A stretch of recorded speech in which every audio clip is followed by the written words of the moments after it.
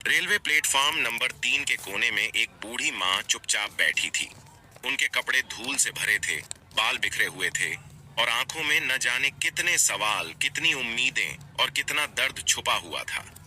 एक पुराना सा थैला उनके पास रखा था। शायद उनकी सारी दुनिया इसी थैली में सिमटी हुई थी। लगातार गुजरती ट्रेनों को वह ध्यान से देख रही थी, जैसे कोई बेहद अपना व्यक्ति आने वाला हो। कोई पूछता, माँ किसका इंतजार कर रही हो, तो वो हल्के से मुस्कुरा देती, बस बेटा, मेरा बेटा आने वाला है, थोड़ी देर में ले जाएगा मुझे अपने साथ। वो माँ वहीं बैठी थी, जैसे समय उनके लिए थम गया हो।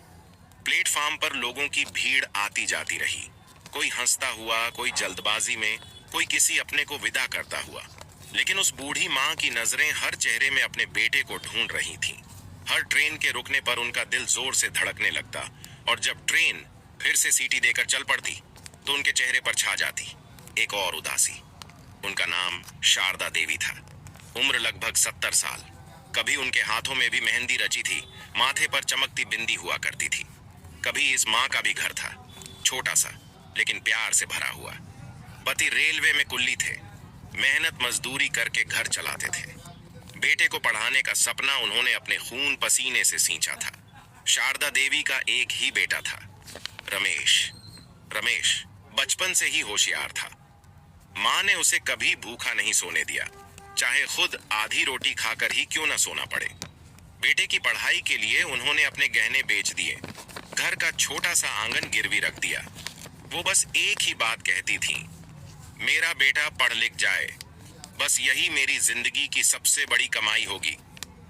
रमेश बड़ा हुआ, शहर गया, नौकरी लगी।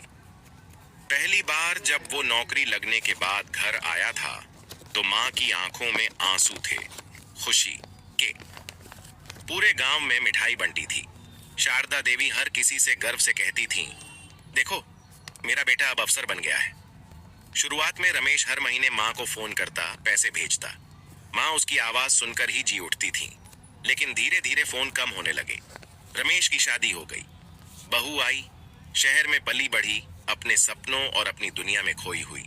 माँ ने कभी शिकायत नहीं की, वो तो बस बेटे का चेहरा देखने को तरसती थी। एक दिन रमेश ने माँ को शहर बुलाया, कहा, माँ अब आप मेरे साथ रहोगी, यहाँ अस्पताल भी पास है, सुविधाएं भी हैं। शारदा देवी की खुशी का ठिकाना नहीं रहा।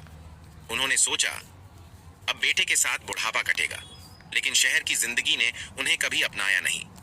छोटे से फ्लैट में वो खुद को बोझ समझने लगी। बहू की खामोश चुभती निगाहें, बेटे की व्यस्तता और अपने गांव की यादें सब मिलकर उनके दिल को रोज तोड़ने लगी। एक दिन बहू ने कहा, माँ यहाँ आपको अकेलापन लगता है, गांव में आपके लिए ज्यादा अच्छा रहेगा। रमेश चुप रहा। कुछ ही दिनों बाद रमेश उन्हें रेलवे स्टेशन छोड़ने आया। कहा, माँ कुछ दिन गांव रहो, फिर लेने आ जाऊंगा। माँ ने कुछ नहीं कहा। उन्होंने बस बेटे के चेहरे को देखा, जैसे उस चेहरे को दिल में हमेशा के लिए कैद कर लेना चाहती हूँ। वो दिन और आज का दिन। शारदा देवी हर महीने उसी स्टेशन के प्लेटफॉर्म नंबर 3 पर आकर बैठ जाती थी, उसी कोने में, उसी जगह। उन्हें लगता था आज जरूर रमेश आएगा। उनके थैले में कुछ पुराने कपड़े, बेटे की बचपन की फोटो और एक पुराना पत्र था जो रमेश ने कभी नौकरी लगने पर उन्हें लिखा था, माँ आप मेरी ताकत हो। पास से गुजरते लोग उन्हें कभी दया से देखते, कभी अनदेखा कर देते। कुछ लोग पूछते, माँ यहाँ क्यों बैठी हो? वो वहीं जवाब देती, मेरा बेटा आने वाला है। एक दिन प्लेटफॉर्म पर एक युवा पत्रकार आया। उसने माँ को कई दिनों से वहीं बैठे देखा था। उसने पास जाकर पूछा, माँ आप कब से यहाँ बैठी हो? माँ ने मुस्कुराकर कहा, बस बेटा, थोड़े दिन से मेरा बेटा लेने आएगा। पत्रकार ने उनका नाम पूछा, कहानी सुनी, उसकी आंखें भर आईं। उसने माँ को खाना दिया, पानी दिया, लेकिन माँ का ध्यान सिर्फ ट्रेनों पर था। शाम होने लगी, ठंडी हवा चलने लगी, प्लेटफॉर्म की लाइटें जल उठी। एक ट्रेन आकर रुकी। अचानक माँ की आंखों में चमक आ गई। आ गया, मेरा बेटा आ गया। वो कांपते हाथों से उठी, भीड़ की ओर बढ़ी, लेकिन रमेश नहीं था। ट्रेन चल पड़ी। माँ वहीं खड़ी रह गई। टूटी हुई। उस रात माँ प्लेटफार्म पर ही सो गई। सुबह स्टेशन मास्टर को पता चला। उन्होंने समाज सेवी संस्था को बुलाया। माँ को वृद्ध आश्रम ले जाने की बात हुई।